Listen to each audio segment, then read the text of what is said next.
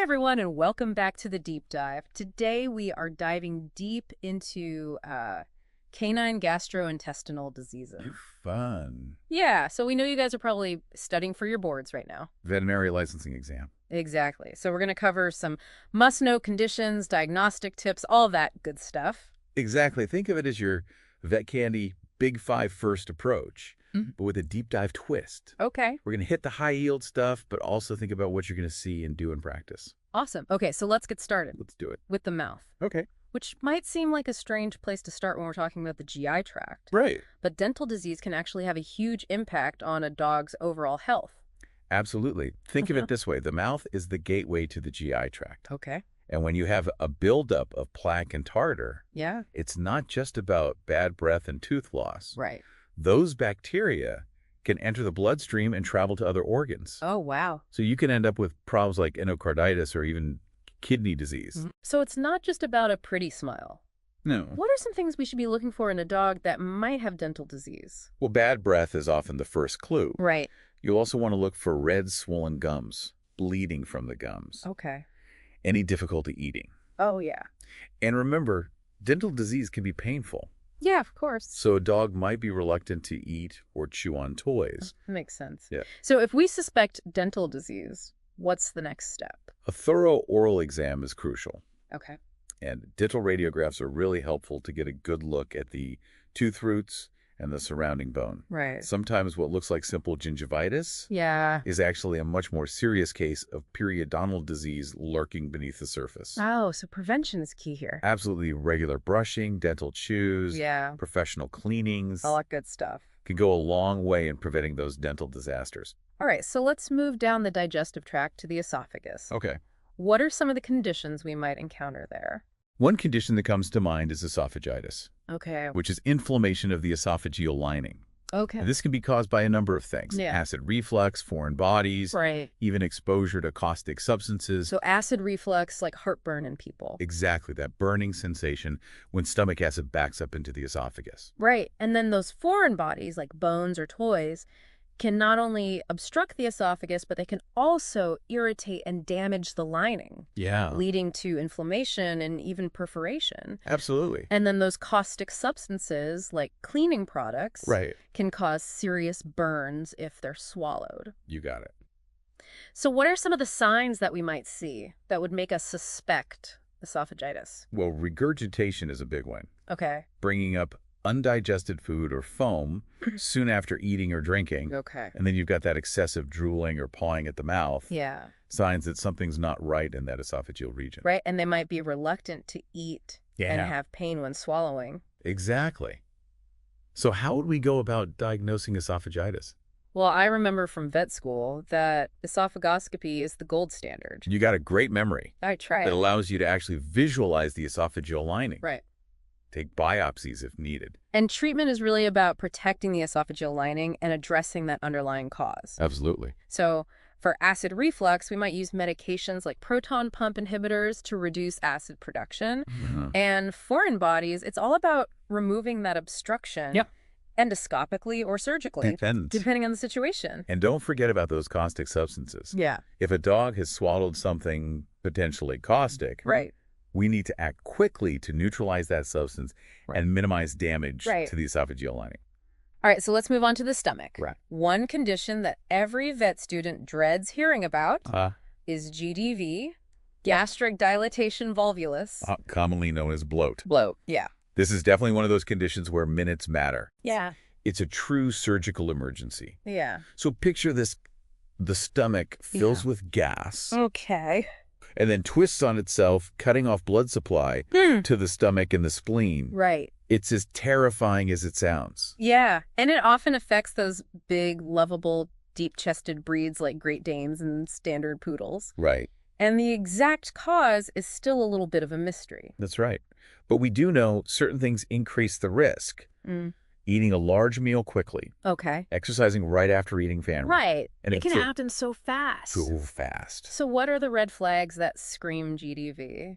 The dog will be visibly distressed, Okay. retching without bringing anything up, Yeah. and their abdomen will be distended like a tight drum. Oh, yeah. They'll often go into shock quickly, too, with pale gums and a rapid heart rate. So it's a race against time. It is. What needs to happen if we suspect GDV?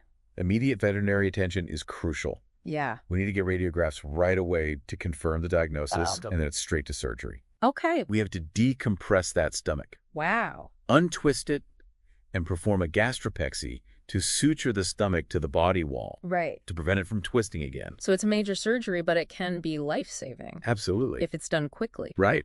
Are there any things that we can do to try and prevent GDV? While we can't eliminate the risk entirely, Right. there are things owners can do to help feeding multiple small meals throughout the day. Yeah. Instead of one large meal. Okay. Avoiding strenuous exercise right after eating. Yeah. And using slow feed bowls. Okay. Those all make sense. Which all make a difference. Good to know. Now let's talk about another stomach condition that's much less common but still important to be aware of. Okay. Gastric tumors. Gastric tumors, thankfully, are relatively rare in dogs. Okay. But they can be serious. Right. Depending on the type, size, and location. So what are some signs that might make us suspect a gastric tumor? You often see vague signs like vomiting. Okay. Weight loss and loss of appetite. But sometimes you'll see more specific signs, like blood in the vomit. Oh. Or dark tarry stools, which can indicate bleeding in the stomach.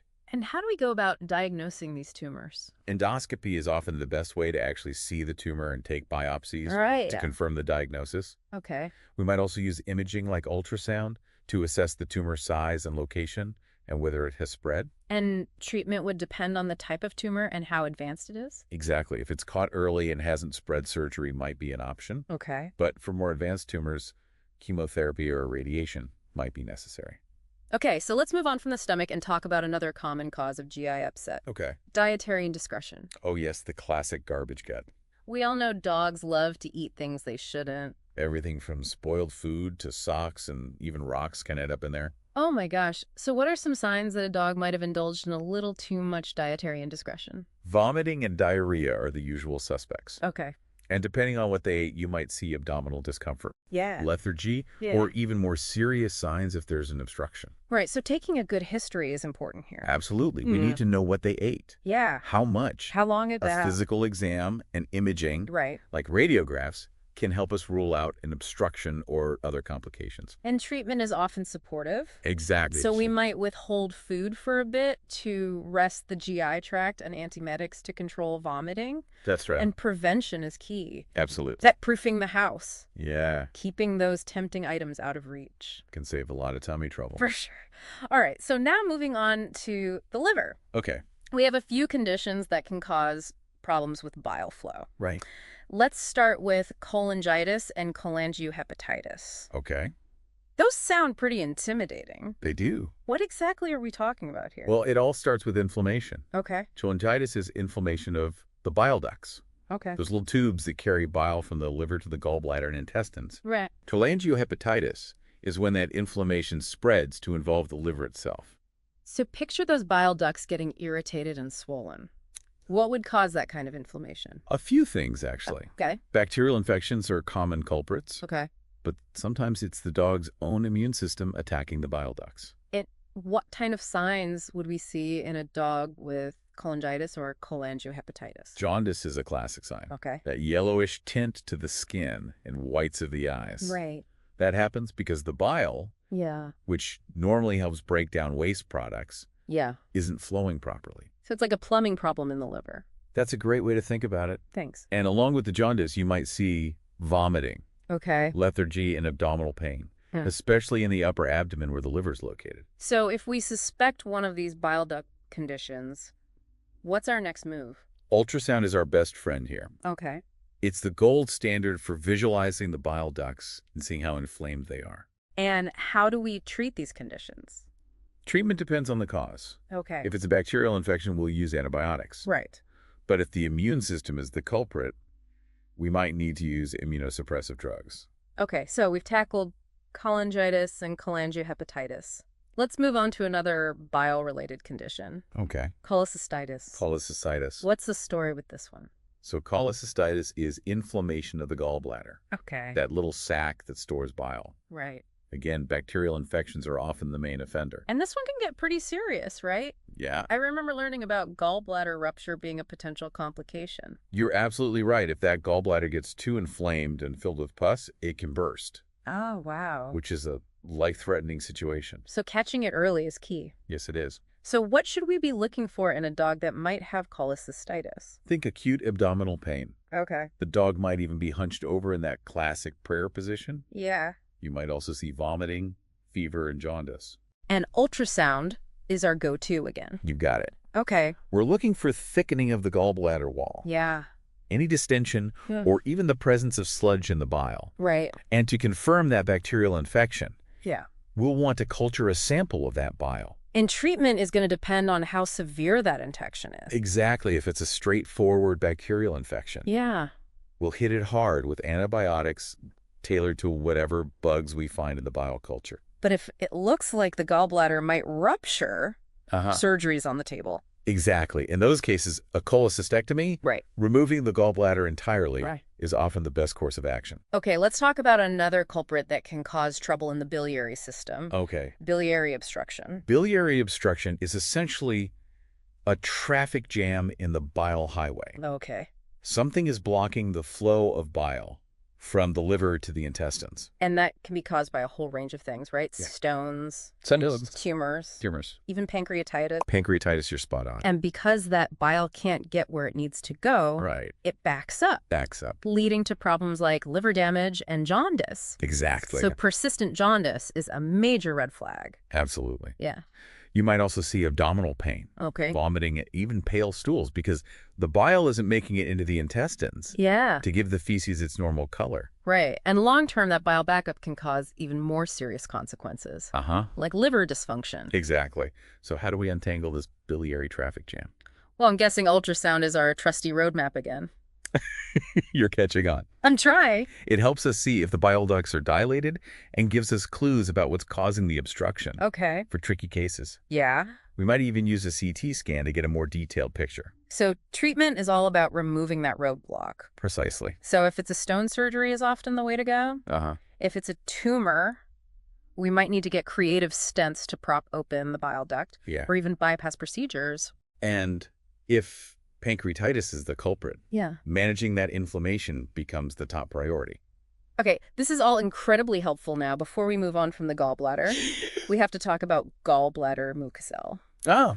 I remember this one because of that distinctive appearance on ultrasound. Yes. The kiwi or stellate pattern.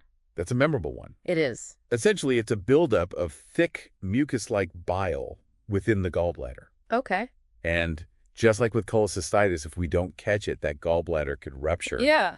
Causing all sorts of havoc. And certain breeds are more prone to this, right? Yes. I remember Shetland sheepdogs and Cocker Spaniels being mentioned in my notes. You've got a great memory. Thank you. So besides that telltale ultrasound finding, what else might you see with the gallbladder mucosal? Well, I'm guessing the signs would be similar to cholecystitis. Jaundice, vomiting, maybe lethargy. Yes. Abdominal pain.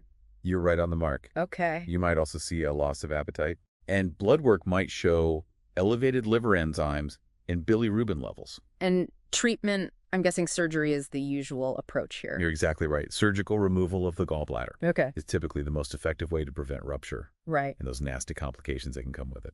Okay, so we've covered a lot of ground with the biliary system. We have. Let's shift gears now and talk about another common GI issue. Right. Ulceration. GI ulceration is when the lining of the stomach or intestines gets damaged. Okay. Leading to sores or ulcers. Right. And this can be caused by a number of things. Yeah, I remember learning about increased stomach acid being a major culprit. Exactly. As well as medications like NSAIDs that can irritate the stomach lining. You got it. And even underlying illnesses like liver or kidney disease can disrupt that delicate mucosal barrier, making it vulnerable to damage. And when that protective barrier breaks down, you get inflammation, ulcers. And in severe cases, even perforation, which is a serious medical emergency. Absolutely. So what are some signs that a dog might have a GI ulcer? Vomiting is a big one. Okay. And it might even be bloody. Right. You might also see dark, tarry stools, indicating bleeding further down in the digestive tract. Right. And of course, abdominal pain and loss of appetite are common too. Makes sense. So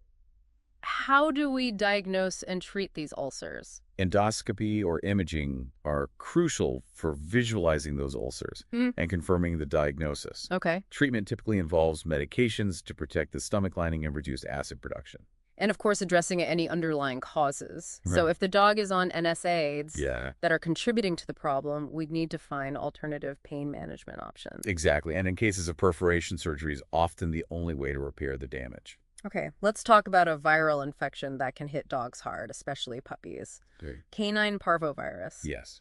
Parvo is a serious one. It's incredibly contagious. Right. And attacks rapidly dividing cells, particularly in the intestines and bone marrow. Leading to some pretty devastating effects. Unfortunately, yes. You see severe gastroenteritis with bloody diarrhea, Oh, wow. a dangerously low white blood cell count, and a weakened immune system, Yeah. making the dog vulnerable to other infections. Right. Certain breeds like Rottweilers and Doberman Pinschers Okay. seem to be more susceptible as well. Those poor pups. Oh. So what are the classic signs that scream parvo? Profuse bloody diarrhea, Okay. vomiting, lethargy, and rapid dehydration are all big red flags. Oh my gosh, it sounds like a nightmare. It can be. How do we confirm the diagnosis? A fecal ELISA test Okay. is usually the quickest and most readily available way to detect the virus. And treatment is all about supportive care. Absolutely. Okay. Aggressive fluid therapy to combat dehydration, Right. antiemetics to control the vomiting, and often antibiotics to prevent secondary bacterial infections. It's a tough disease to deal with. It is. What about prevention? Thankfully, vaccination is incredibly effective at preventing parvo. Good. So making sure those puppies are up to date on their vaccines Yes. is absolutely essential. All right, let's move on to another acute GI condition that can be pretty scary. Okay. Hemorrhagic gastroenteritis. Right. Sometimes also called acute hemorrhagic diarrhea syndrome, or AHDS. Yeah. Owners often panic because the bloody diarrhea and vomiting are so severe, they think their dog is bleeding internally. Oh, wow. So what causes HGE? Honestly, we're still not entirely sure. Really? But we think bacterial toxins, Okay. particularly from Clostridium perfringens, Yeah. might be involved. And it seems like small breeds are more prone to this one. You're right. Miniature schnauzers and toy poodles, for example, Yeah. seem to be particularly predisposed. So besides that alarming bloody diarrhea and vomiting, what else might we see? Those dogs are usually very lethargic and dehydrated. Okay. They might show signs of abdominal discomfort as well. And how do we diagnose HGE? Often it's based on that classic presentation and blood work showing hemoconcentration from the fluid loss. So we'll see a high packed cell volume, Uh-huh. but total protein levels are usually normal. Normal or even low. Okay, so treatment focuses on replacing those lost fluids. Absolutely. Aggressive intravenous fluid therapy is key. Okay. We'll also use antiemetics to control the vomiting Right. and sometimes antibiotics Oh, if we suspect a bacterial component. that's good to know. And the good news is that HGE often resolves quickly Yes. with proper care. That's right. But early intervention is key to prevent complications like hypovolemic shock, Right. which can happen if dehydration becomes severe. Okay, let's shift gears a bit and talk about a condition that's more of a plumbing issue than an inflammatory one. Okay. Constipation. Right. Constipation simply means difficulty passing feces. Right. It's a pretty common complaint in dogs. Yeah. And it can be caused by all sorts of things, from what they eat to underlying medical conditions. So let's start with the dietary causes. What kind of things might lead to constipation in dogs? Dietary indiscretion is a big one. Yeah. Dogs eating things they shouldn't, like bones Right. or other indigestible items. Yeah. Dehydration can also make the feces harder and more difficult to pass. And then you have those underlying conditions that can contribute to constipation, Uh-huh. like pelvic injuries that make defecation painful, Right. megacolon, where the colon loses its ability to contract, Yeah, and even neurological diseases. exactly. So what should owners be looking for if they think their dog might be constipated? Well, straining to defecate is a classic sign. Yes. They might only pass small amounts of hard feces Uh, or not be able to go at all, right. and sometimes we'll see a loss of appetite as well. How do we diagnose and treat constipation? A thorough physical exam is the first step, Okay. including palpating the abdomen, Yeah. performing a rectal exam. Imaging can be helpful too. Absolutely. Radiographs can help us visualize the colon and see if there's any fecal impaction. And treatment really depends on the severity and the underlying cause. Exactly. So for simple cases, Yeah. increasing fiber and water intake can be enough. Uh-huh. We might also recommend laxatives or enemas Yeah. to soften the feces. But If there's a medical condition contributing to the constipation, Right. we need to address that as well. Absolutely. Okay. So for megacolon, we might need to use medications to stimulate colonic contractions. Right. And for severe impaction, manual removal of the feces under sedation might be necessary. It's all about finding the root cause and choosing the right treatment. Exactly. Okay. All right, so now let's talk about a condition that represents the end stage of chronic liver disease. Okay. Hepatic cirrhosis. This one is definitely serious. Yeah. It's essentially scarring of the liver, Right. leading to a loss of function and all sorts of complications. And a number of things can cause cirrhosis. Chronic hepatitis, exposure to toxins, infections, even autoimmune diseases, where the body attacks its own liver cells. So what are some of the clinical signs of cirrhosis? Well, it can be quite varied depending on the severity of the liver damage. But you might see lethargy, weight loss, fluid buildup in the abdomen, jaundice, increased thirst and urination. And how do we diagnose cirrhosis? Liver function tests are the first step. Okay. We're looking for elevated levels of bile acids and ammonia, which tell us the liver isn't doing its job of detoxifying the blood properly. Right. Imaging like ultrasound can help us visualize the liver. Yeah. And a liver biopsy is often needed to confirm the diagnosis and see that scarring under the microscope. So sadly, there's no cure for cirrhosis. Yeah. What can we do to help these dogs? Right. It's irreversible. It is. So treatment focuses on managing those complications and slowing the progression of the disease. Things like diuretics to reduce fluid buildup, medications to manage neurological complications, and a liver-friendly diet to minimize stress on that damaged organ. So while it's a tough diagnosis, early intervention and supportive care can make a difference in their quality of life. Absolutely. And it highlights the importance of addressing any underlying liver disease early on to try to prevent it from progressing to this stage. Right. Now, let's talk about another viral infection that can cause GI upset. But thankfully, it's usually much milder than parvo. Canine coronavirus. Right. Canine coronavirus primarily affects the intestines, causing inflammation and damage to the villi. Those tiny finger-like projections that absorb nutrients. And this usually leads to diarrhea, vomiting, and lethargy, especially in puppies. Exactly. It's usually self-limiting, meaning it resolves on its own. Right. But co-infection with other pathogens like parvovirus can make the situation much worse. So how do we diagnose and treat canine coronavirus? PCR, or fecal antigen testing, can confirm the presence of the virus. Treatment is mainly supportive fluids, antiemetics to control vomiting. And a little TLC for those intestines. And prevention is possible. Yes, vaccination and good hygiene practices can help reduce the risk of transmission. Okay, let's move on to hepatitis, which is inflammation of the liver. Right. Hepatitis can be caused by a variety of things. Infectious agents like canine adenovirus 1, leptospirosis bacteria, or even the dog's own immune system turning against the liver. And it can be either acute or chronic. Exactly. Acute hepatitis comes on suddenly and can be quite severe. While chronic hepatitis develops gradually over time. What kind of clinical signs would make you suspect hepatitis? It depends whether it's acute or chronic. In acute cases, you might see vomiting, loss of appetite, jaundice, and abdominal pain. Chronic cases often have more subtle signs like weight loss, fluid buildup in the abdomen, and increased thirst and urination. So how do we diagnose hepatitis? Blood work is our first clue. We'll look for elevated liver enzymes, which indicate liver cell damage. Imaging like ultrasound can help us assess the liver's size and texture. And often a liver biopsy is necessary to confirm the diagnosis and figure out what's causing the inflammation. And treatment is going to depend on that underlying cause. Absolutely. Bacterial infections are treated with antibiotics. Immune-mediated hepatitis requires immunosuppressive drugs. And we often use liver protective agents and nutritional management to support the liver as it heals. That's right. This has been incredibly helpful. We've covered a lot of ground, from the mouth all the way to the liver. All the way down. But there's still so much more to explore. There is. We've got the intestines and pancreas to cover. And then we'll dive into those pesky parasites. I can't wait to see you in part 2. See you then. Welcome back to part 2 of our deep dive into canine gastrointestinal diseases. All right, so we've talked about the mouth, esophagus, stomach, and even touched on the liver. We have. Now it's time to venture into the world of intestines. Yes. Where should we start?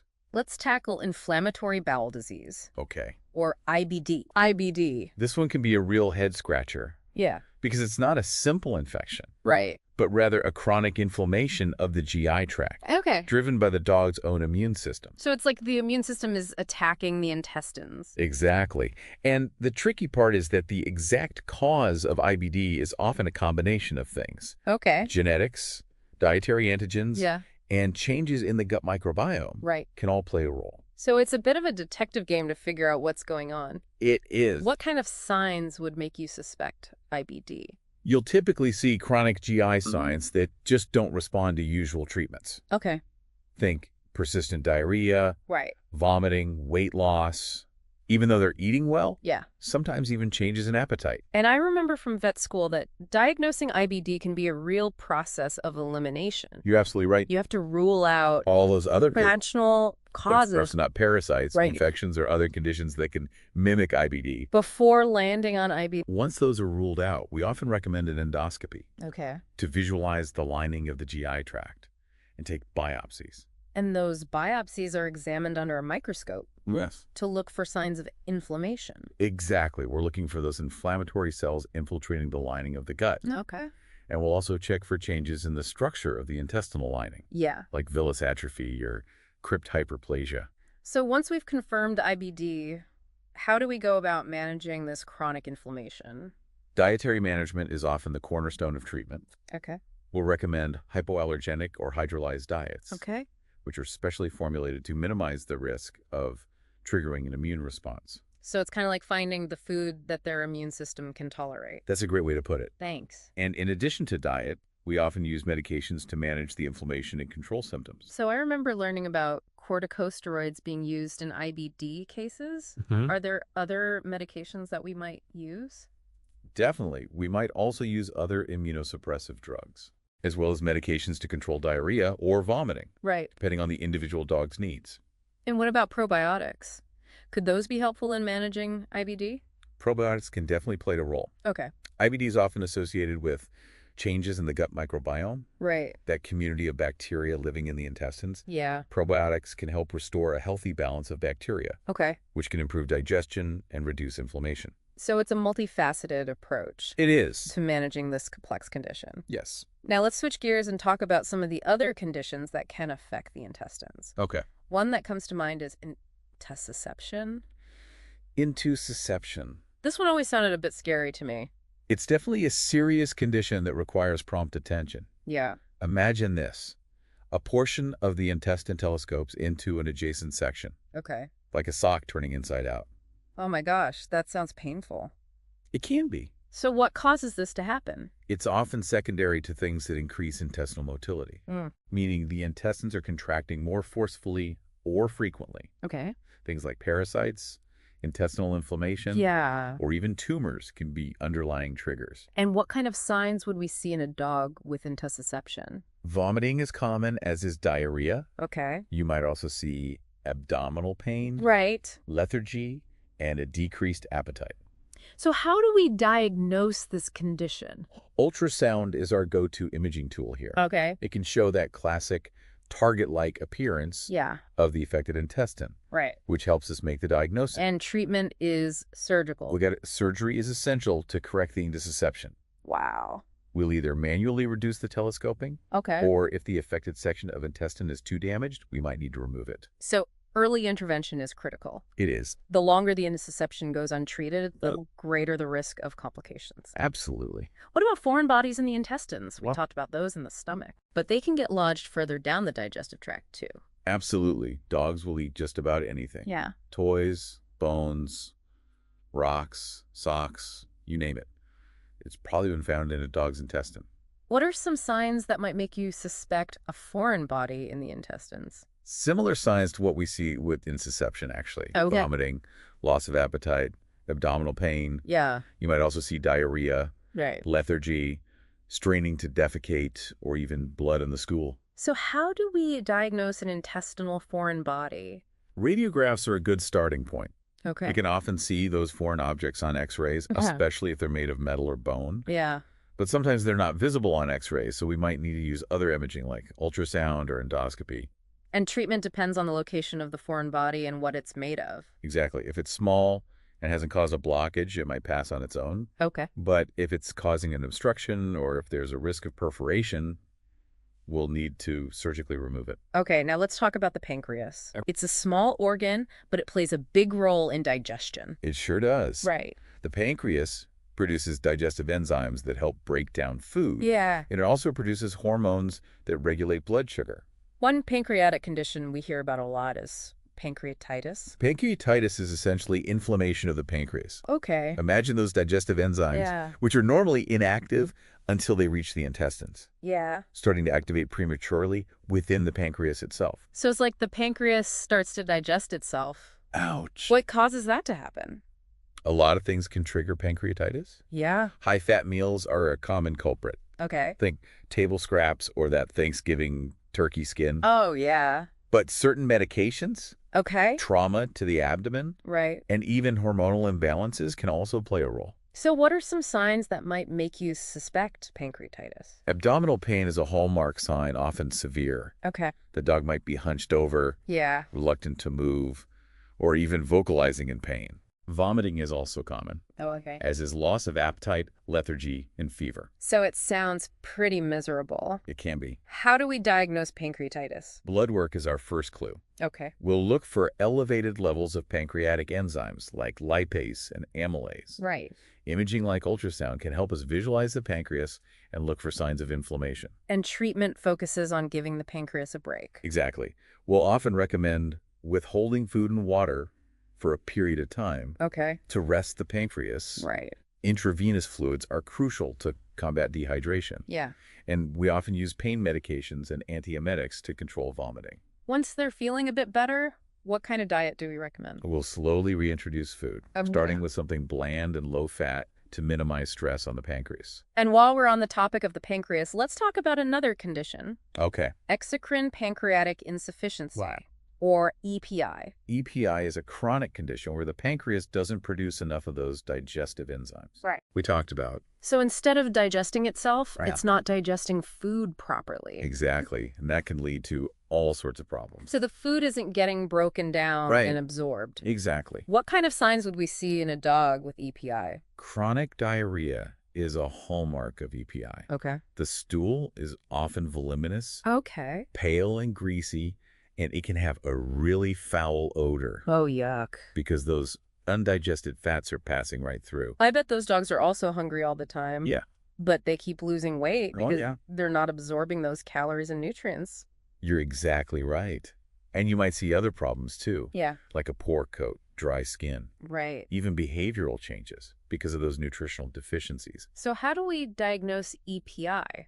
There's a specific blood test that measures trypsin-like immunoreactivity, or TLI. Okay. Trypsin is one of those key digestive enzymes. Right. And in dogs with EPI, their TLI levels are significantly lower than normal. And thankfully, there's a way to treat this. Yes, we can prescribe pancreatic enzyme supplements that the dog will need to take with every meal for the rest of their life. So it's a lifelong commitment. It is. But I'm glad there's a way to help these dogs live happy, healthy lives. Absolutely. And we'll also adjust their diet, often recommending something low fiber and highly digestible to maximize nutrient absorption. Okay, let's talk about a much rarer but more serious pancreatic condition. Okay.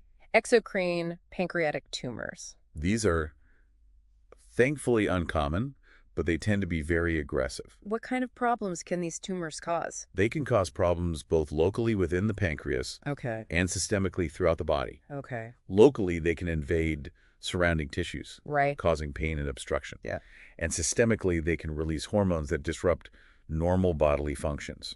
What kind of signs might make you suspect a dog has an exocrine pancreatic tumor? Honestly, they often present with non-specific signs, like loss of appetite, vomiting, weight loss, abdominal pain. But those signs can be caused by so many other things. Right. So it's really important to keep an open mind and consider all possibilities. How do we go about diagnosing these tumors? Imaging is crucial. Okay.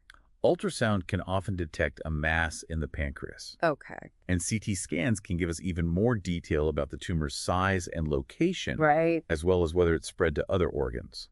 And I'm guessing a biopsy is often needed to confirm the diagnosis? Absolutely.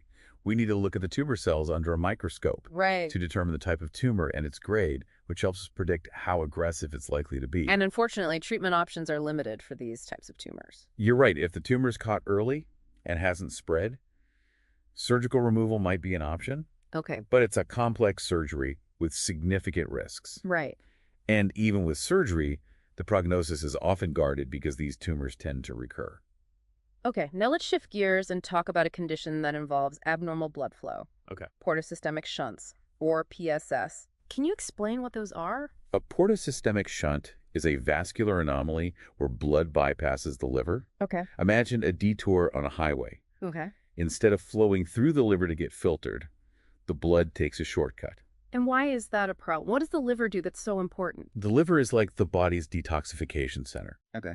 It filters the blood, removing toxins and waste products. Right. When blood bypasses the liver, those toxins build up in the bloodstream. Yeah. And that can cause a whole host of problems, right. especially neurological signs. So it's like the body's filter isn't working properly. Exactly. And these shunts can be either congenital, okay, meaning they're present at birth, right, or acquired, meaning they develop later in life, okay, often due to liver disease. So what are some signs that a dog might have a PSS?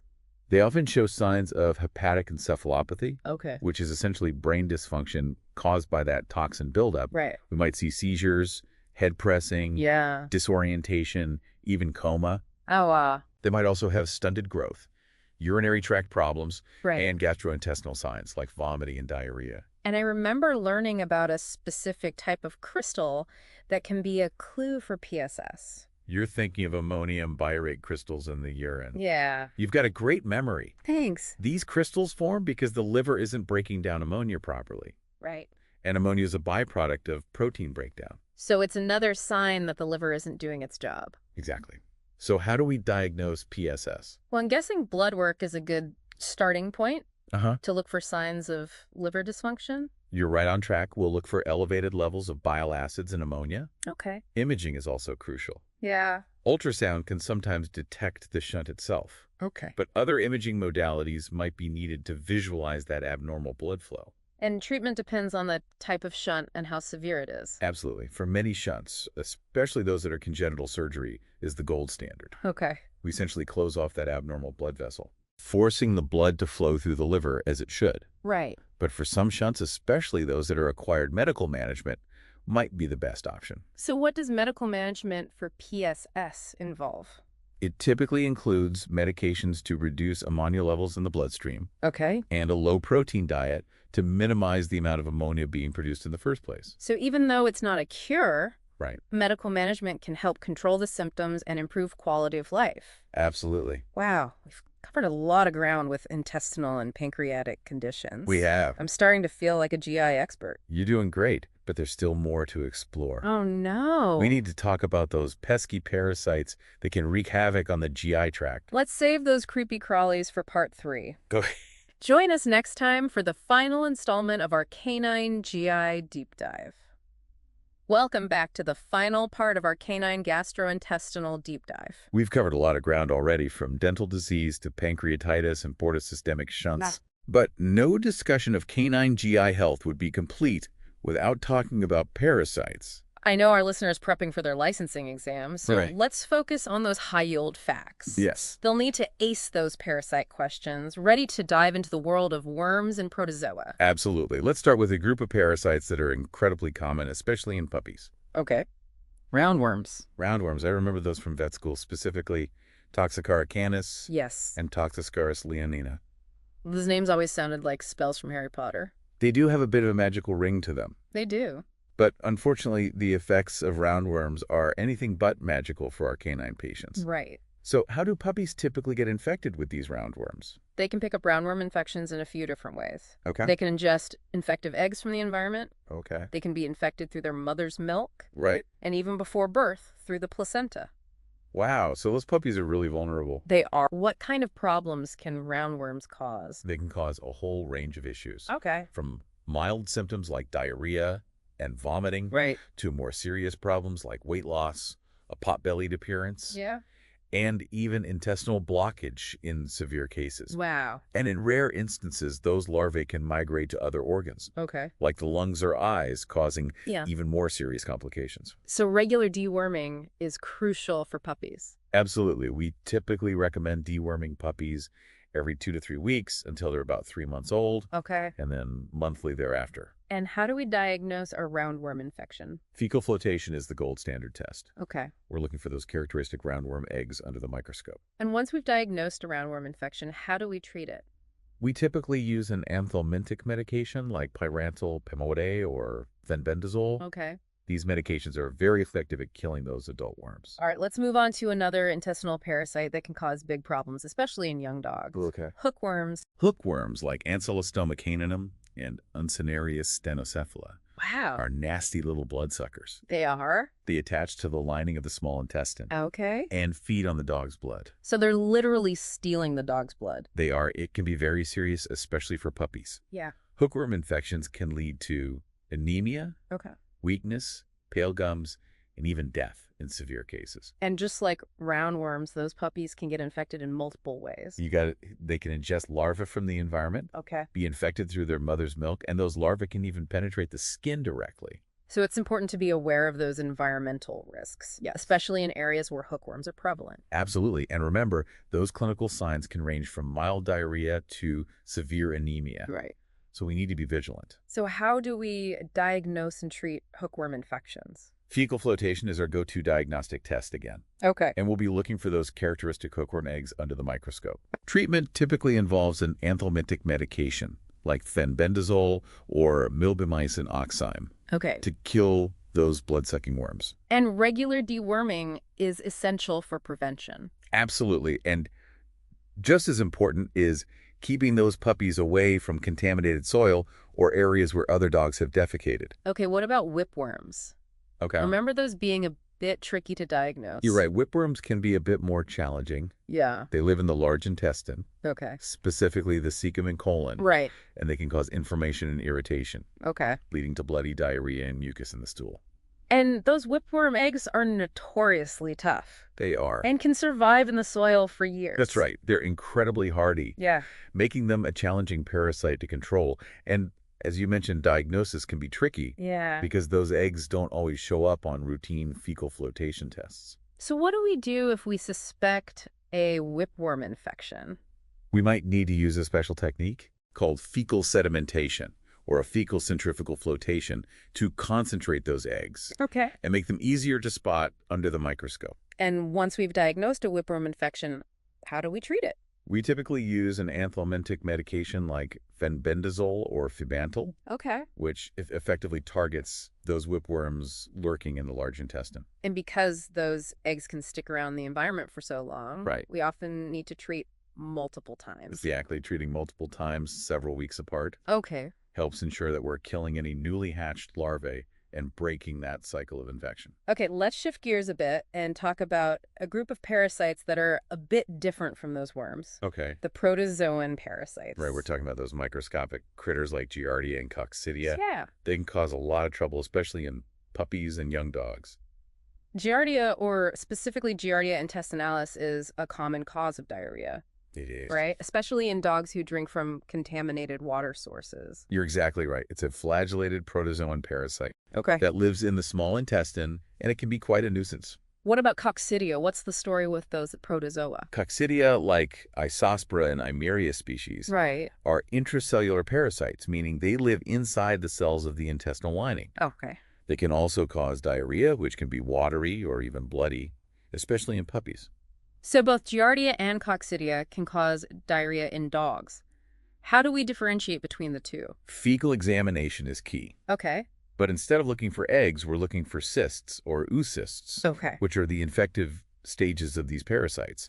We might need to use special stains or techniques, like fecal ELISA tests, to improve our chances of finding those microscopic critters. And treatment involves using specific medications? Exactly. For Giardia, we might use metronidazole or fenbendazole. And for Coccidia, sulfadimethoxine or ponazuril are commonly used. And good hygiene is critical for preventing these infections. Absolutely. Cleaning up those fecal messes quickly prevents contamination of the environment And because these parasites can be resistant to some disinfectants, it's important to use a product specifically labeled for killing Giardia and Coccidia. Great points. Okay, let's wrap things up with one last group of parasites. Yeah, tapeworms. Tapeworms, like Dipylidium carnum and Tellenia species, are segmented flatworms that live in the small intestine. Okay. They're often acquired by ingesting infected fleas. So flea control is crucial for preventing tapeworm infections. You got it. If you can keep those fleas under control, you'll greatly reduce the risk of tapeworm infections. So while tapeworms often cause mild or no symptoms, we might see those characteristic rice-like segments in the dog's stool or around their anus. Exactly. Those segments are actually egg packets. Oh, wow. And they can be quite mobile sometimes, even crawling around on the dog's fur or bedding. Ew, that can be a bit unsettling for owners. It can be. But thankfully, treatment for tapeworms is usually straightforward. Absolutely. A praziquantel-based medication is typically very effective at killing those adult tapeworms. And again, flea control is key for preventing those reinfections. Wow, we've covered a lot of ground today, from inflammatory bowel diseases to those creepy, crawly parasites. We have. Our listener must be feeling much more prepared for that veterinary licensing exam now. I hope so. They've gotten a comprehensive overview of the most common canine gastrointestinal conditions. Right. And with a bit more study and practice, they'll be ready to tackle any GI case that comes their way. And remember, knowledge is power. It is. Knowing the signs. Absolutely. Understanding the diagnostic process. And recognizing those red flags are crucial skills for any veterinarian. Couldn't agree more. Don't underestimate the importance of a good physical exam, a thorough history, and a keen eye for those subtle clues that can help guide your diagnosis. You've been an amazing guide through this deep dive. Thank you. Thanks so much for sharing your expertise. My pleasure. It's always a joy to talk about the fascinating world of veterinary medicine. And to our listeners, keep those brains engaged, stay curious, and never stop exploring the amazing world of animal health. We'll see you next time on The Deep Dive. See you next time.